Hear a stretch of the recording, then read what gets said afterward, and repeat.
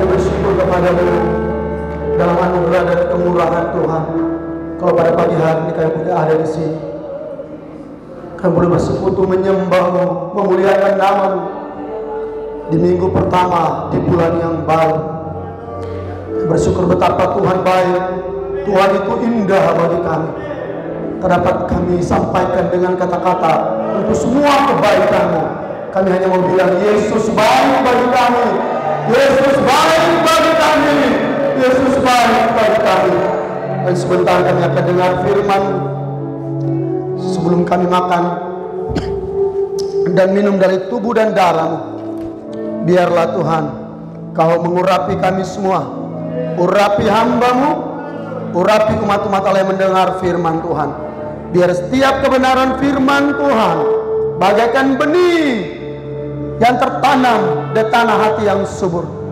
Kami boleh mengerti, kami boleh memahami, kami boleh merenungkan, kami boleh mencintai firman-Mu, dan kami boleh menjadi pelaku firman Tuhan. Kami terus bertumbuh ke arah Kristus. Apapun tantangan kehidupan ini, kami tahu Tuhan cukup bagi kami. Terima kasih Bapa di surga. Dalam nama Tuhan Yesus, kami siap dengar firman Tuhan. Haleluya. Amin. Haleluya. Salam sejahtera dalam kasih Tuhan kita Yesus Kristus. Biar anugerah Tuhan menyertai kita sekalian. Amin. Kita akan membaca kebenaran firman Tuhan menjadi dasar dari tema bulanan kita. Tema bulan ini, tema pada bulan Maret di GPD Eklesia adalah menaburlah selagi masih sempat. Bilang sama-sama bersama saya, menaburlah selagi masih sempat. Menaburlah selagi masih sempat. Mari kita lihat ayat tema tahunan kita. Saudara masih ingat di mana khotbah bersambung kita? Ada yang masih ingat? Ada yang Mazmur. Coba saya mau tanya dulu ini, mudah-mudahan ada yang masih ingat. Sebelah kiri ada yang masih ingat? Khotbah 1 bulan lalu. Mazmur 23. Yang sebelah sana? Sama. Yang di tengah? Yang di tengah? Mazmur 23 lagi. Berarti dong masih ingat kue tam baru ini. Yang di sebelah kanan? Yang sebelah kanan? Mazmur 23 lagi. Yang paling kanan? Halo? Halo? Ada orang kah di sini? Yang di atas? Sama? Sama? Baik. Memang saudara-saudara, dalam penelitian hampir 90% jemaat melupakan khotbah pendeta. Dalam penelitian 90% jemaat melupakan khotbah pendeta. Haleluya. Haleluya. 10% bisa mengingat, itu pun terbagi dua. Ada yang mengingat detil, ada yang samar-samar. Ini kabukang ya, ini kabukang ya. Tetapi saudara-saudara, tidak mengapa. Karena kadang-kala kita juga lupa makanan bulan yang lalu. Betul? Kalau saya ingat, saya mau tanya saudara, saudara ingat apa yang saudara makan bulan yang lalu? Saudara ingat? Bulan yang lalu pada tanggal begini Anda makan apa? Anda ingat? Kalau nasi ya pasti makan nasi itu saudara. Tapi pasti lauknya ada lupa-lupa. Tetapi yang pasti orang bisa lupa. Tapi makanan itu telah menyehatkan kita. Amin. Jadi memang penelitian 90% jemaat dapat lupa khotbah gembala. Karena memang khotbahnya itu 1 bulan lalu di Kejadian 8 ayat 21 saudara. Bukan Mazmur 23 itu khotbah tahun lalu. Khotbah bersambung tahun lalu. Saya bilang berarti jemaat masih ingat kue tam baru, saudara. Tidak apa-apa. Kali ini saudara saya ampuni. Haleluya. Mari kita baca Kejadian pada pasal yang ke-8. Kejadian pada pasal yang ke-8 ayat 21 sampai 22. Mari kita bangkit berdiri bersama. Ayat 20 dibacakan para pria, 21 dibacakan para wanita, 22 dibacakan para pemuda. Siap? Yang sudah temukan bisa bilang amin. Mari kita mulai dari para pria. Dalam nama Tuhan Yesus, 2, 3. Haleluya. Haleluya. Silakan duduk kembali, saudara. Saudara-saudara, saya sering kali bicara kepada para pengkhotbah di gereja kita begini. Karena kita belajar. Karena saya juga seorang guru, seorang kepala sekolah. Saya tahu berapa menit audiens, pendengar itu bisa menyerap sebuah materi. Ya. Kalau kita bicara secara verbal, itu hanya 30 menit. 30 menit pertama, orang bisa berkonsentrasi untuk sebuah pemaparan. Ya. Kenapa sesi dalam sebuah pelajaran di kelas itu selalu diatur 45 menit sekali jam pelajaran. Setelah itu ada rehat, ya. Karena memang sudah ada penelitian bahwa konsentrasi manusia itu untuk mendengar sesuatu kalau ditambah dengan visualisasi itu 45 menit. Ya, 45 menit. Manusia, otak manusia ini, saudara, itu bisa mengingat kecuali ada pengulangan yang konstan. Kenapa firman Tuhan bilang ajarkanlah berulang-ulang? Karena memang Tuhan yang menjadikan manusia. Dia tahu bagaimana otak manusia. Saudara, kalau Anda lihat iklan televisi, ya, contoh susu Denko, ya, itu tayangnya cuma sepersekian detik, betul? Ya, dia tayang 2 menit. Denko menyegarkan, contohnya, ya. Berikutnya lagi iklan Denko menyegarkan. Saudara, 5 kali dia tayang. Waktu dia tayang berikut, anak-anak bilang pasti Denko. Artinya anak-anak saja langsung nancap dalam pikiran mereka.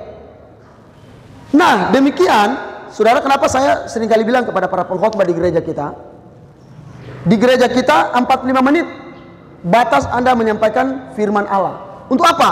Supaya benar-benar maksimal. Kalau Anda bicara lebih, selebihnya itu sudah tidak masuk lagi, ya, selebihnya tidak lagi berguna.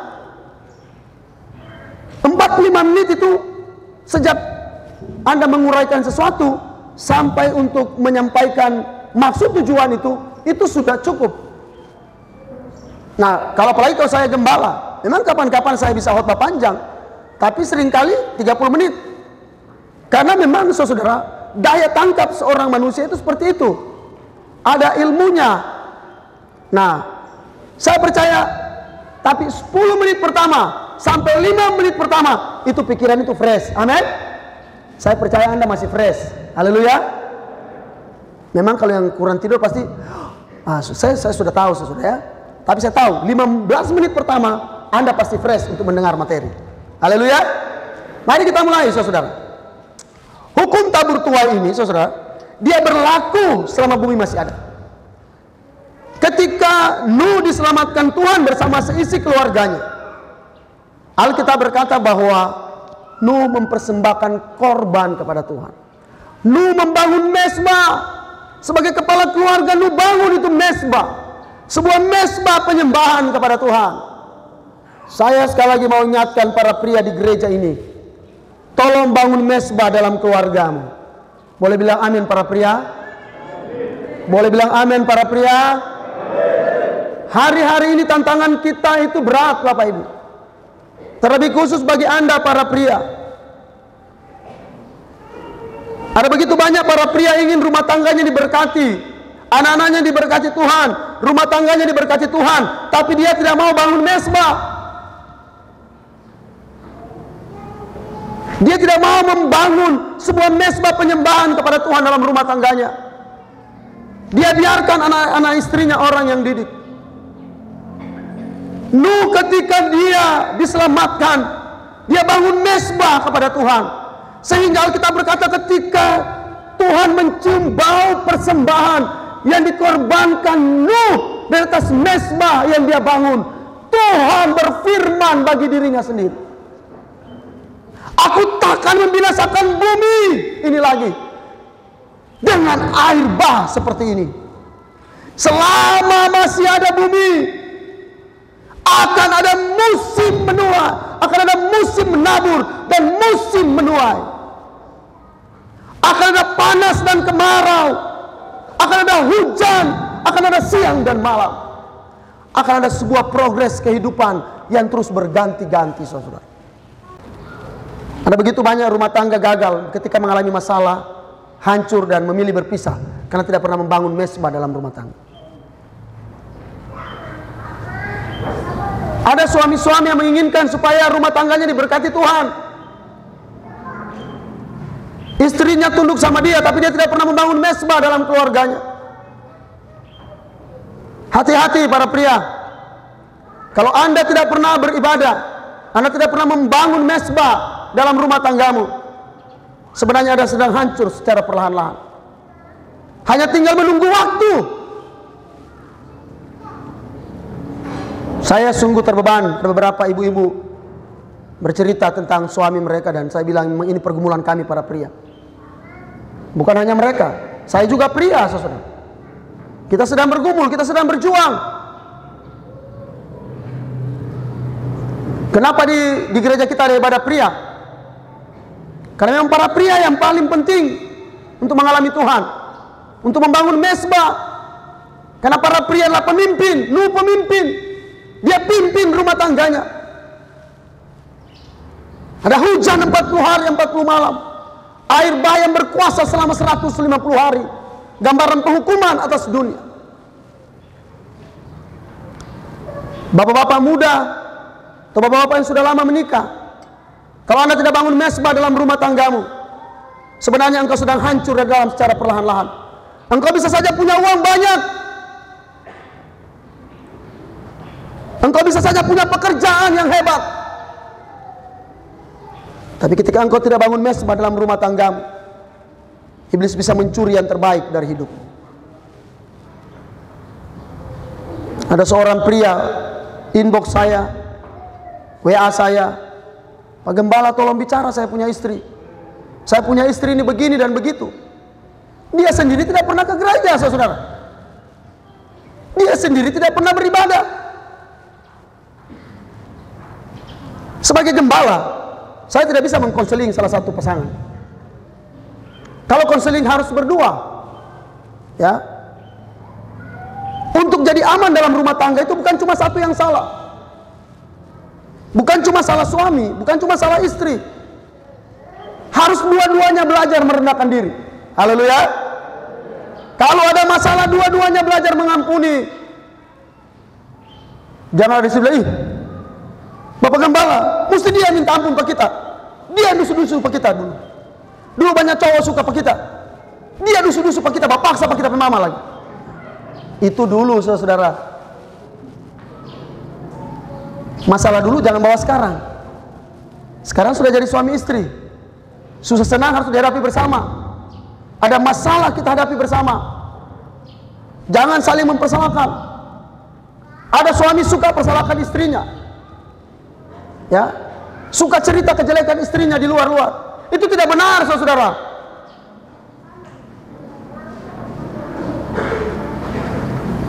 Istri-istri perlu tahu, kalau ada suami jelekan saudara di orang lain, dia lagi suka perempuan lain. Haleluya, ibu-ibu. Oh betul, berarti saudara. Tapi di sini tidak ada, haleluya. Di luar sana ada, saudara. Suami-suami yang suka jelekan istri, itu suami-suami pengecut. Ya, suami-suami yang suka jelekan istri itu suami-suami pengecut. Dulu bilang istrinya, kamu secantik bulan, kamu indah bagaikan permata. Ya, sekarang kamu bagaikan pepaya tono. Ah, itu salah, saudara. Itu tidak benar. Ya. Saya berharap Bapak-bapak, para pria, kita mau belajar seperti Nuh. Amin. Kita mau bangun mesbah. Kita semua punya kekurangan, kita punya kelemahan, tapi kita mau belajar setiap waktu. Saudara-saudara, kenapa prinsip menabur ini begitu penting untuk kita pelajari? Beberapa minggu yang lalu saya sudah menjelaskan bagaimana konsep menabur dalam daging dan menabur dalam roh. Arti kata menabur itu seperti arti kata memberi. Arti kata menabur seperti Anda melakukan sesuatu. Karena menabur itu kata kerja. Dia aktif, tidak pasif. Ya, kenapa prinsip ini saudara perlu kita pelajari? Perlu menjadi sebuah pelajaran penting dalam kehidupan ini. Karena memang menabur dan menuai itu hal yang universal dalam kehidupan. Agama-agama lain juga tahu. Sekalipun mereka memberi sebuah pemahaman yang lain. Ada yang bilang itu karma, ya. Kalau dalam agama Buddha itu karma. Tetapi kita tidak menerima karma. Tapi kita mau belajar prinsip menabur dan menuai ini dalam konteks kebenaran firman Tuhan, dalam konteks yang alkitabiah, bukan dalam konteks yang membabi buta, saudara.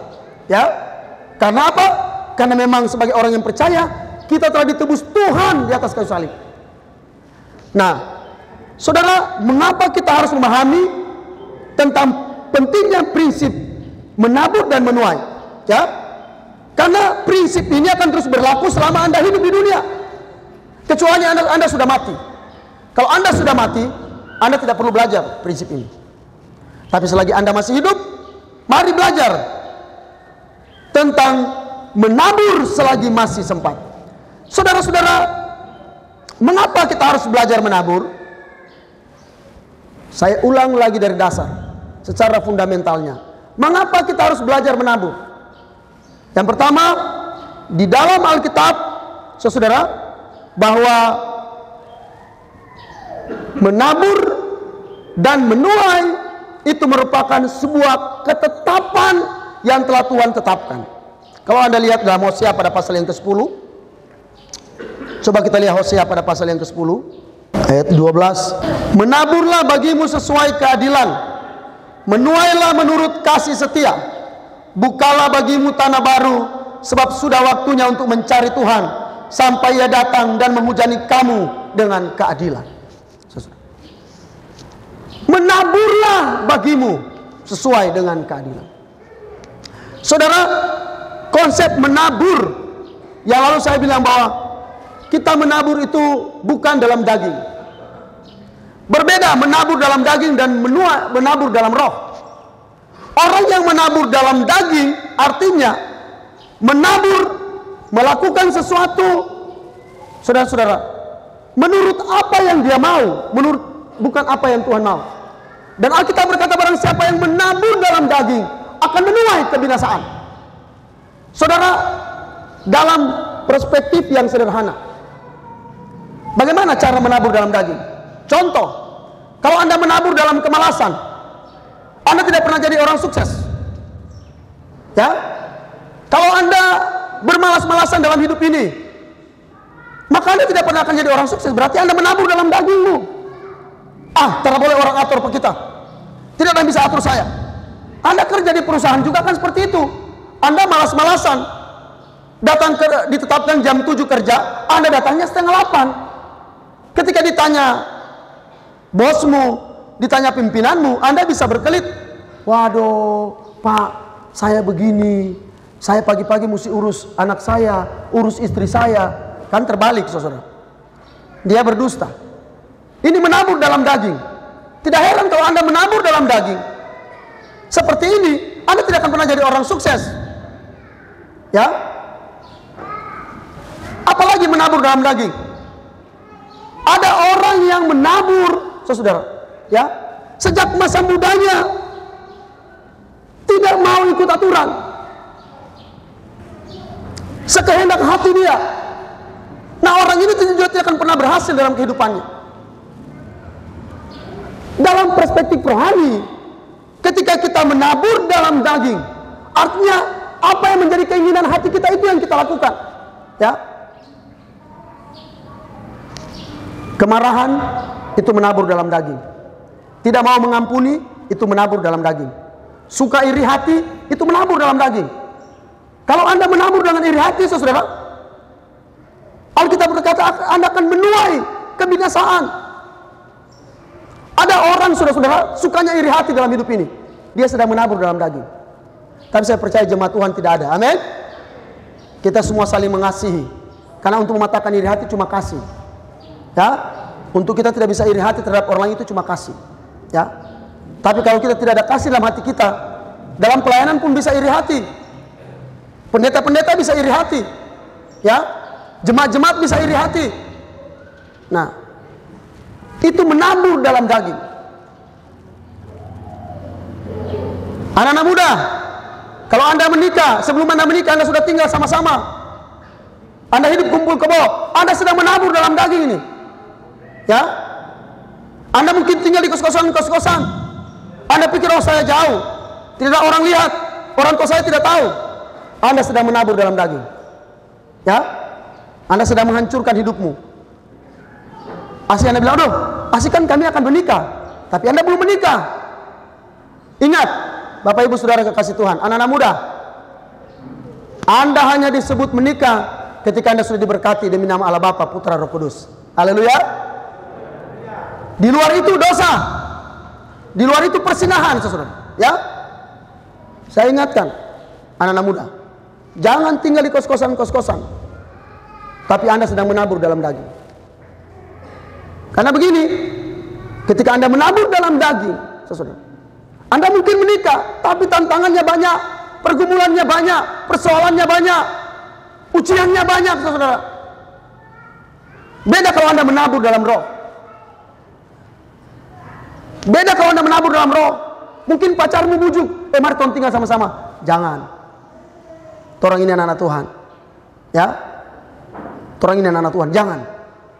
Nah, saudara-saudara yang saya kasih dalam Tuhan, menabur dalam daging. Kalau Anda lihat dalam kitab Galatia, coba kita lihat pada kitab Galatia. Galatia 6, ayat yang ke-6. Ayat yang ke-7 saya baca. Jangan sesat. Allah tidak membiarkan dirinya dipermainkan. Karena apa yang ditabur orang, itu juga yang akan dituainya. Sebab barang siapa menabur dalam dagingnya, ia akan menuai kebinasaan dari dagingnya. Tapi barang siapa menabur dalam roh, ia akan menuai hidup yang kekal dari roh itu. Haleluya. Siapa menabur dalam daging akan menuai dari daging itu, saudara. Allah tidak mau dipermainkan, saudara. Kemarin saya lihat banyak di grup-grup kirim gambar. Orang-orang di Brasil, mereka bikin festival memuliakan setan. Ya. Oh, mereka bikin sebuah festival seakan-akan Tuhan itu kalah. Jadi setan itu yang menang. Mereka bikin sebuah karnaval luar biasa. Tapi tiba-tiba di tengah karnaval itu, saudara ya, banjir dan topan datang menghancurkan. Tentu Tuhan kita tidak kejam sebenarnya, saudara. Ya, Tuhan yang penuh kasih. Tapi Tuhan tidak pernah mau dipermainkan. Ingat baik, Tuhan tidak pernah mau dipermainkan. Apa yang ditabur orang, itu yang akan dituai. Ya. Nah, sebab itu kita perlu belajar prinsip menabur. Anak-anak muda, kalau Anda menabur pemberontakan kepada orang tua, hidupmu tidak akan pernah bahagia.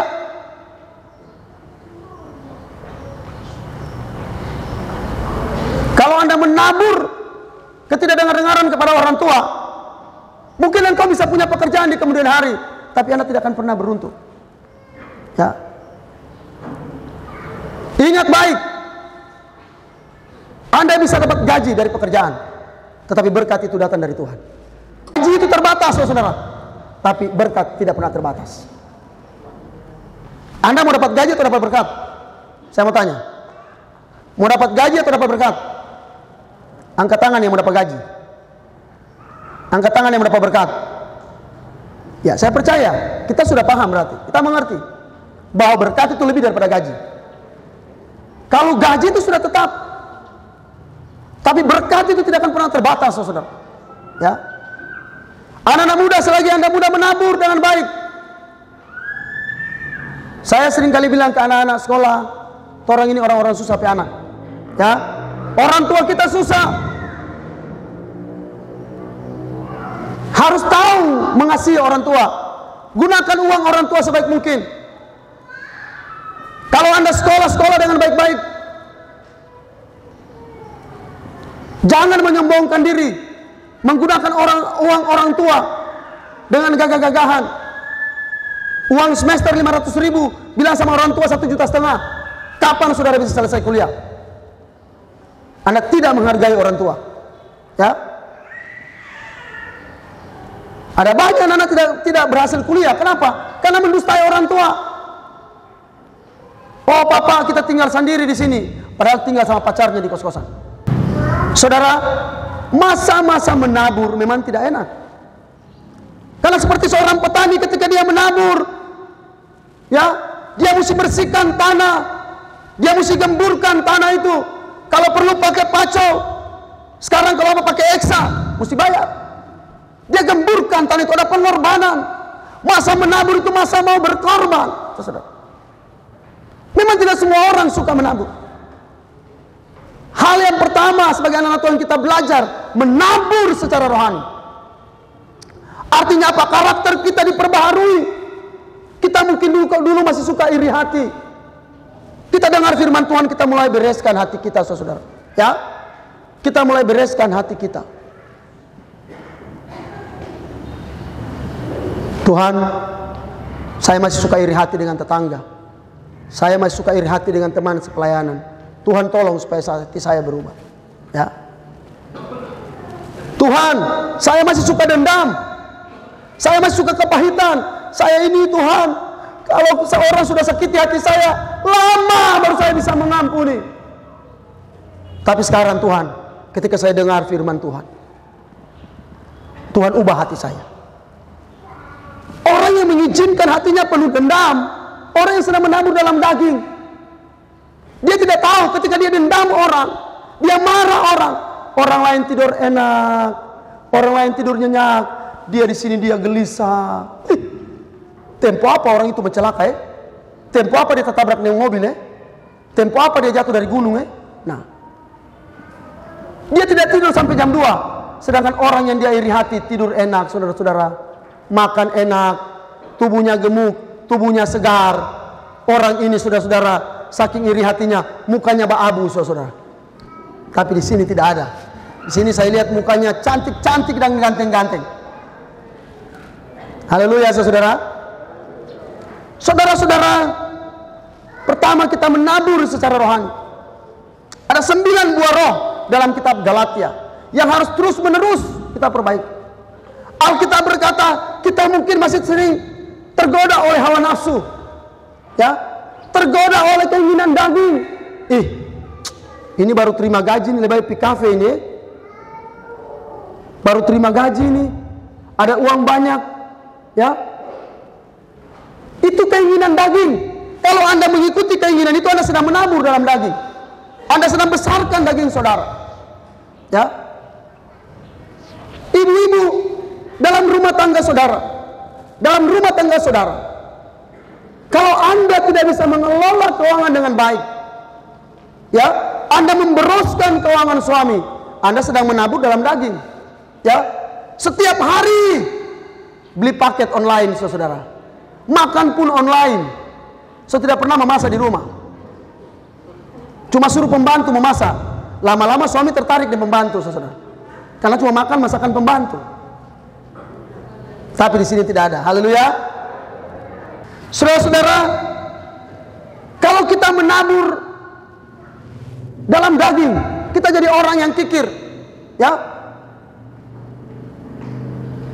Alkitab bilang kita harus murah hati, tapi kita mengeraskan hati kita. Kita jadi orang yang kikir. Kita sedang menabur dalam daging, saudara. Ya, kita sedang menabur dalam daging. Alkitab mengajarkan kita, mari kita mulai belajar menabur dalam roh. Ya, secara rohani dulu kita bicara. Kalau Anda menjadi anak Tuhan, menjadi orang Kristen yang suka beribadah, Anda sedang menabur dalam roh. Ada anak muda, ketika Anda meningkatkan kapasitas saudara, meningkatkan kualitas hidup saudara, ya, Anda tidak hidup dalam pesta pora, Anda tidak hidup bergaul yang buruk, Anda tidak suka minum, Anda dari muda tidak mau merokok, Anda sedang menabur dalam roh. Ya, saudara, kalau saya beda dengan pendeta yang lain. Ada pendeta-pendeta suka menghakimi kalau jemaat merokok. Kalau saya tidak. Saya lebih suka membimbing. Ya, kalau Anda masih suka merokok datang ke gereja ini tidak apa-apa. Tidak pernah dilarang, saudara. Yang penting jangan rokok dalam gereja, saudara. Ya, saudara, ada satu jemaat, dia datang kepada pendeta. Dia bilang begini, Pak Pendeta, saya mau ke gereja. Saya mau ke gereja, Pak Pendeta. Tapi Pak Pendeta tunjukkan dulu, ya, tunjukkan dulu ayat di mana ayat tidak boleh merokok dalam Alkitab. Minggu depan saya datang, ya. Minggu depan saya datang. Dia datang lagi, saudara. Dia datang. Teman pendeta ini lagi bercakap-cakap dengan seorang teman yang lain lagi. Terus yang jemaat ini bilang, Pak Pendeta, sudah apa itu ayat? Atau belum? Di Alkitab tidak boleh merokok. Ya, pendeta bilang, memang orang merokok masih bisa masuk surga. Oh, dia senang sekali, saudara. Dia senang sekali dengar Pak Pendeta. Itu yang kita suka dari Pak Pendeta. Orang merokok masih bisa masuk surga. Waduh, dia peluk itu pendeta lagi. Dia peluk Pak Pendeta. Pendeta, terima kasih. Kalau orang merokok masih bisa masuk surga. Berarti di surga orang masih bisa merokok, Pak Pendeta. Boleh merokok. Oh, puji Tuhan. Selamat, Pak Pendeta. Kita mau rajin masuk gereja. Tapi kalau di surga boleh merokok, tapi pasang rokoknya di neraka. Oh, terjadi kalau begitu, Pak Pendeta. Berarti itu masuk neraka. Karena di surga kan tidak ada api, saudara. Jadi kalau mau surga masih merokok, pasang rokoknya di neraka. Saudara, dia pulang, saudara. Saudara-saudara yang kasih dalam Tuhan, ini mungkin hanya cerita lucu. Tetapi bagi saya setiap orang punya perkembangan rohani masing-masing. Amin. Saya tidak pernah memaksa orang. Saat Anda bertumbuh, Anda diizinkan, apalagi anak-anak muda. Silakan Anda pilih. Ya. Anda mau menabur dalam daging, Anda mau minum-minum sejak muda. Beberapa waktu yang lalu, tadi malam dua malam yang lalu saya ditelepon. Ada anak yang masih muda. Habis mandi, saudara. Dia bangkit berdiri, pakai baju. Habis pakai baju dia duduk. Dia mau duduk, saudara. Jadi gayanya kerja begini. Saya tidak melihat. Tapi orang yang menceritakan itu, dia habis pakai baju, dia duduk, saudara. Dia mau duduk begini, langsung dia seperti menyembah. Selesai. Dia perokok dan peminum. Ya, jantung, kena jantung. Memang tidak semua orang yang tidak merokok bisa kena jantung. Tetapi pemicu jantung itu salah satunya adalah rokok dan minuman. Ya. Terserah saudara. Saudara mau menabur dalam daging atau menabur dalam roh. Sebagai hamba Tuhan kami menyampaikan, memberi Anda pilihan. Ini secara rohani, anak-anak muda. Kalau dari muda Anda menabur pada kualitas hidupmu, Anda menabur pada karaktermu, Anda menabur pada kerja keras, Anda menabur dengan tidak malas-malasan, maka satu kali waktu Anda menjadi seorang yang tangguh. Ya. Kalau Anda sudah menabur secara rohani, saya itu orang-orang tua, saya perlu kasih tahu. Saya perlu kasih tahu semua orang-orang tua. Tolong anak-anak itu kasih sekolah minggu. Ya. Tolong semua anak-anak itu dikasih sekolah minggu. Izinkan jiwa mereka sejak mereka kecil itu diisi dengan firman. Ya. Mungkin kelihatannya saat ini belum terlalu penting. Tapi ketika mereka mulai bertumbuh remaja dan dewasa, apa yang ditabur pada masa kecil itu sangat-sangat mempengaruhi mereka. Ya. Kalau Anda pandang remeh hari ini tentang menabur pada anak-anak kecil, satu kali waktu Anda akan kehilangan momentum yang baik. Ada begitu banyak orang-orang tua menyesal, menangis ketika mereka tidak memperhatikan hal ini di masa kecil. Saya berharap orang-orang tua, tolong anak-anak saudara kasih sekolah minggu. Yang remaja, izinkan mereka ibadah pemuda remaja, supaya mereka diisi oleh kebenaran firman Tuhan. Ada begitu banyak masalah-masalah yang terjadi, ya, ketika anak-anak tidak diisi oleh kebenaran firman Tuhan. Saya guru-guru itu sudah laporan sama saya. Mulai minggu ini, hari Rabu, itu rayon untuk sekolah minggu dibuat. Jadi sudah ada 3 atau 4 tempat. Tadi saya bilang sama Ibu Wati dari Lokulamo, mungkin setelah rumah mereka siap, kita bikin satu sektor atau rayon sekolah minggu di Lokulamo yang akan dilayani oleh anak-anak sekolah Alkitab dan di sosial, supaya semua anak-anak kita dapat kita layani. Berikan mereka pendidikan sejak usia dini untuk kebenaran firman Allah. Saudara ya, memang hari-hari ini saya juga punya anak kecil, bukan gampang saudara ya. Saya punya HP di tangan, saya kadang-kadang dirampas oleh si princess yang masih kecil karena pengaruh TikTok, ya, pengaruh TikTok. Mereka mau ambil HP untuk apa? Cuma untuk TikTok. Jadi guru-guru sekolah minggu, saudara, lawannya itu TikTok. Jadi kalau Anda kurang kreatif, mereka lebih suka nonton TikTok dibanding dengar Anda bercerita. Sehingga guru-guru sekolah minggu mesti berdoa supaya diurapi oleh Tuhan. Anda berdoa, Anda baca, Anda dengar, supaya Anda juga bisa mempengaruhi pola pikir anak-anak ini, ya. Tapi anak-anak kami seusahakan mungkin. Saya bilang sama Ibu Gembala, mereka harus sekolah minggu, ya. Untuk apa? Untuk mereka memahami bahwa hal ini penting bagi mereka sejak mereka kecil. Mari menabur, saudara, dalam roh, ya. Anak-anak muda yang menabur dalam karakter, Anda akan menuai karakter yang baik. Anda akan jadi orang yang tidak gampang menyerah ketika ada masalah dalam kehidupan. Anda tidak jadi orang yang cengeng. Kenapa? Karena Anda sudah menabur. Saudara-saudara, Alkitab berkata, mari kita menabur dalam roh, jangan menabur dalam daging.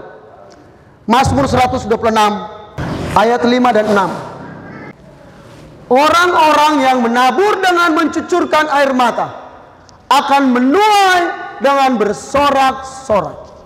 Ayat yang ke-6.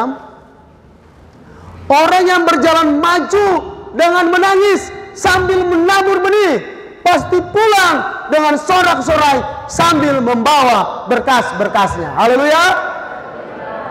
Bapak, Ibu, saudara-saudara, kita tidak hanya menabur dalam perspektif rohani, ya, tapi saya ingin membawa saudara-saudara untuk memahami tentang prinsip menabur juga secara jasmani, yang membawa Anda mengalami berkat jasmani tapi juga mengalami berkat rohani.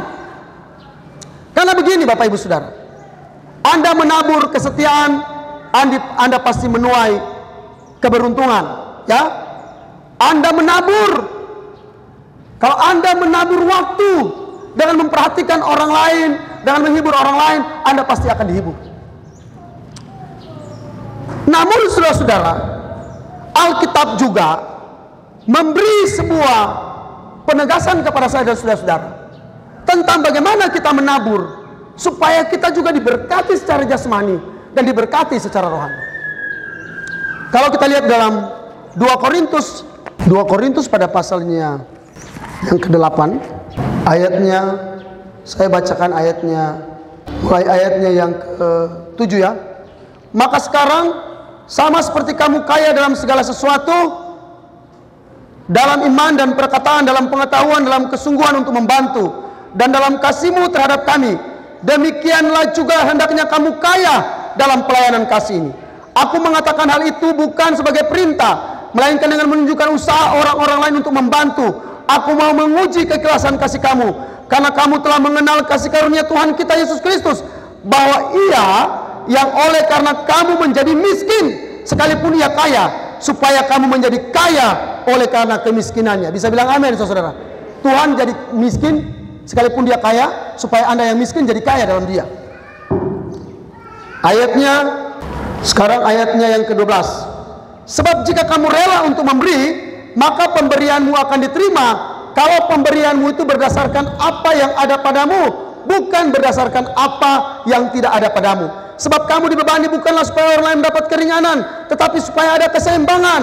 Maka hendaklah sekarang ini kelebihan kamu mencukupkan kekurangan mereka. agar kelebihan mereka kemudian mencukupkan kekurangan kamu, supaya ada keseimbangan seperti ada tertulis, orang yang mengumpulkan banyak tidak kelebihan, dan orang yang mengumpulkan sedikit tidak kekurangan. Haleluya. Saudara, Anda lompat pada pasal yang ke-9, ayat yang ke-6.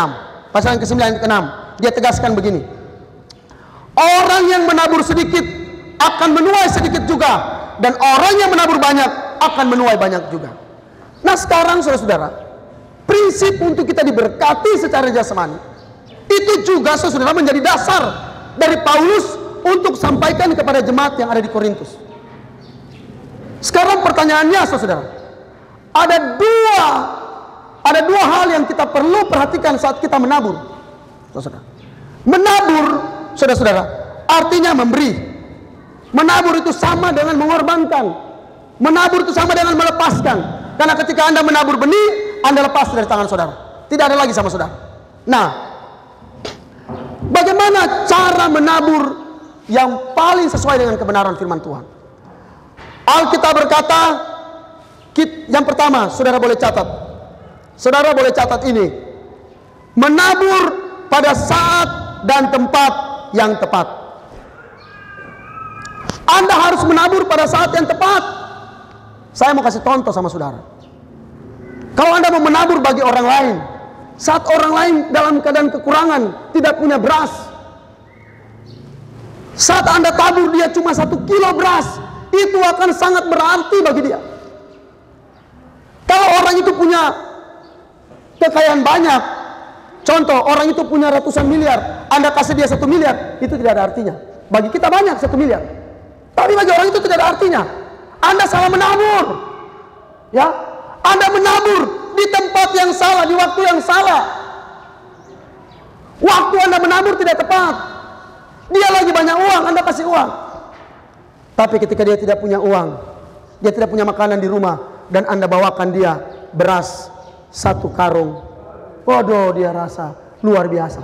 Dia berlutut sama Tuhan, dia bilang, Tuhan berkatilah orang ini. Taburan saudara tepat, ya. Kita harus menabur di saat yang tepat, saudara, ya. Saya percaya jemaat-jemaat Tuhan di sini sudah menabur, amin. Di saat yang tepat.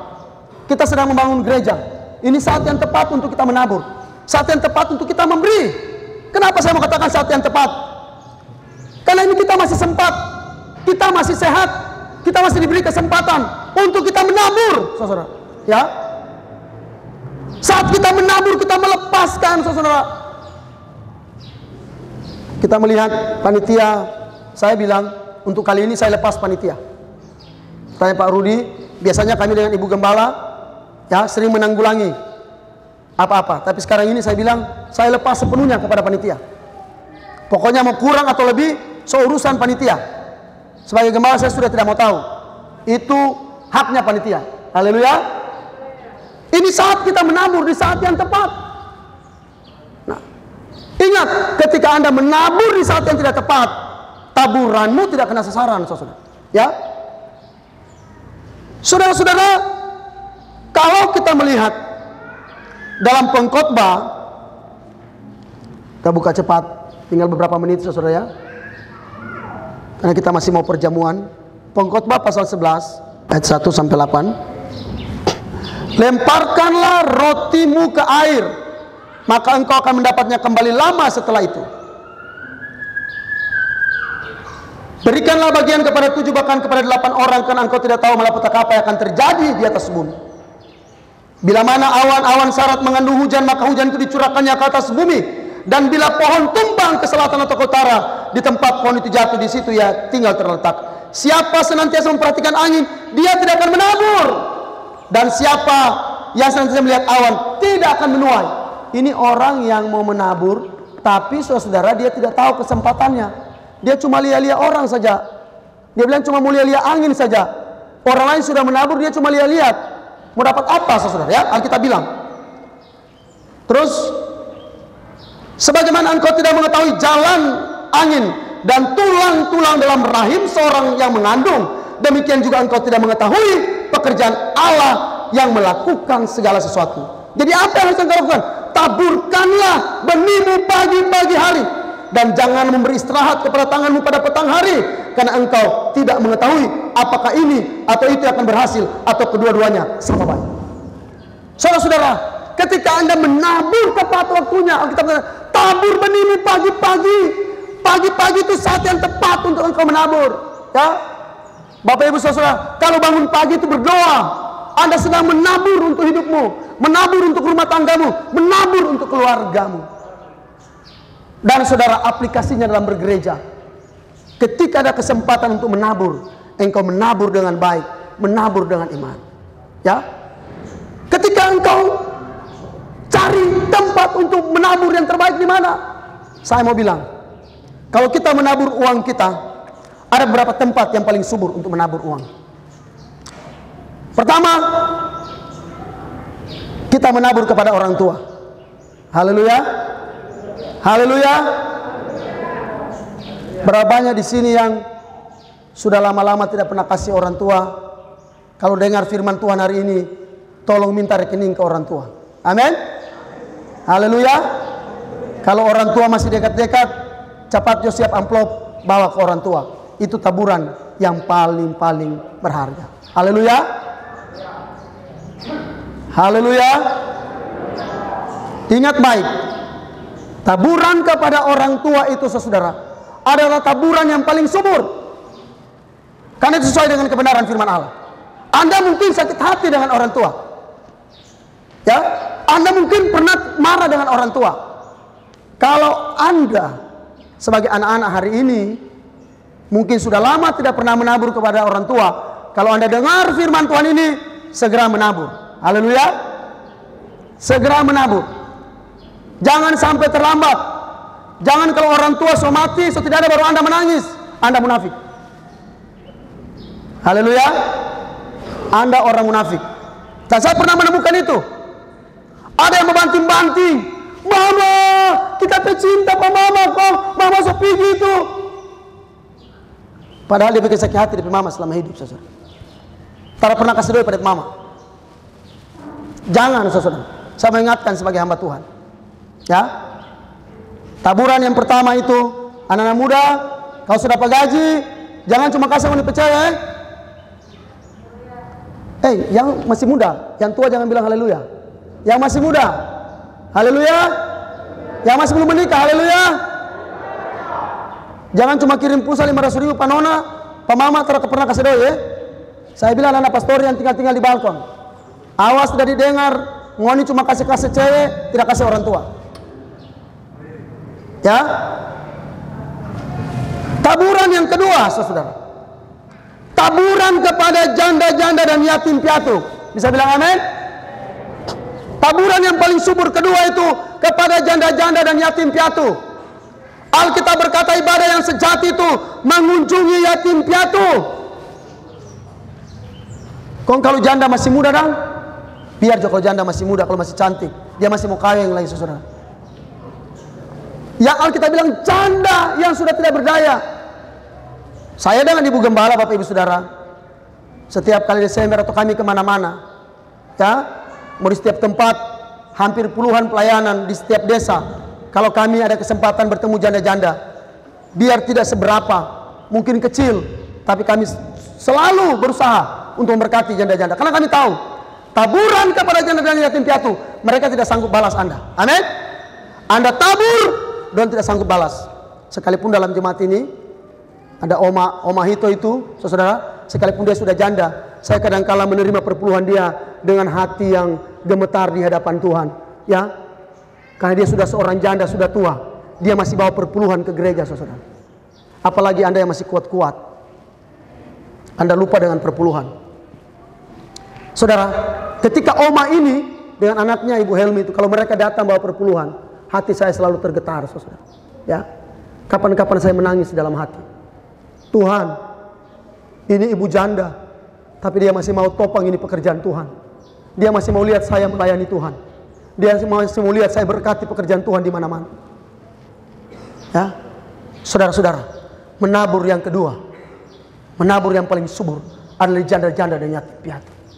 Kalau Anda ada berkat, kalau ada Anda kelebihan, berkati janda-janda yatim piatu. Itu taburan yang paling subur, saudara. Haleluya. Taburan yang ketiga dalam pekerjaan Tuhan. Haleluya. Taburan yang ketiga yang paling subur dalam pekerjaan Tuhan. Jangan sembarang menabur, saudara. Cari pekerjaan Tuhan yang benar-benar orientasinya untuk jiwa-jiwa. Saya selalu bilang di setiap gembala yang saya kunjungi, yang orientasi kalian itu jiwa. Kalau kalian sudah setia sama jiwa, Tuhan akan kasih uang. Uang itu cuma soal kedua dan ketiga. Saya kalau mau bersaksi, cuma saya tidak biasa bersaksi tentang berkat jasmani, saudara. Ya, saya tidak biasa mau cerita tentang berkat-berkat jasmani yang Tuhan beri. Tapi orang bisa menilai, orang bisa lihat. Orang mungkin cuma lihat, oh gembala Lelilef ini hebat, karena jemaat-jemaatnya ada Pak Marwin, ya, ada Pak Peter, ada Bapak Adel Saman, orang-orang yang punya kos-kosan banyak, saudara ya. Orang-orang yang kerja-kerja di perusahaan. Mungkin orang lihat, oh hebat gembala Lelilef. Tapi mereka tidak tahu berapa banyak kami menabur di masa-masa yang lalu. Bahkan sampai hari ini sekalipun, saudara, ya.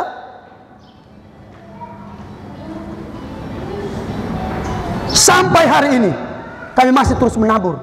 Menabur yang ketiga yang paling subur di pekerjaan Tuhan. Saya mau bilang kalau pekerjaan Tuhan membutuhkan itu kesempatan saudara menabur, kesempatan saudara untuk diberkati Tuhan. Oh, apalagi kalau cuma bawa kue pagi hari.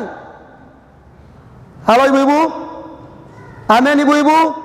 Saya lihat ibu-ibu sekarang sepenuh sukacita, bawa kue, bawa teh. Saudara, itu berkat bagi saudara. Saya mau bilang, saudara, papa saya bukan orang yang terlalu rajin ke gereja dulu, bukan orang yang rajin, saya mau saksikan, ya. Tapi kalau hari ini kami Tuhan pakai jadi hamba Tuhan, jadi ketua majelis daerah, itu taburan dari papa saya juga. Dia pernah dapat sebuah gitar dari Filipina, dia bawa dari Filipina, kan dia sering ke Filipina waktu itu. Kami di rumah tidak ada gitar. Tapi dia bilang, bawa itu di gereja. Gereja butuh itu gitar. Kalau dia dapat makanan sesuatu yang paling enak, kalau dia misalnya masak suntung atau masak tuturungga, yang paling pertama dia bilang, bawa ke pastori dulu. Saudara, dia menabur. Ya, dia menabur. Saudara, taburan yang paling subur.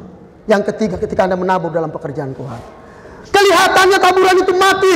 Tidak ada benih ketika Anda tabur, itu kelihatannya hidup. Ketika Anda membayar milik Tuhan, Anda bantu membangun gereja, kelihatannya uang Anda hilang, uang Anda lenyap, uang Anda sudah mati. Tapi saya mau bilang, dari benih yang mati, Tuhan akan buat bertumbuh subur, menghasilkan buah bagi saudara, menjadikan berkat bagi saudara. Mari kita bangkit berdiri.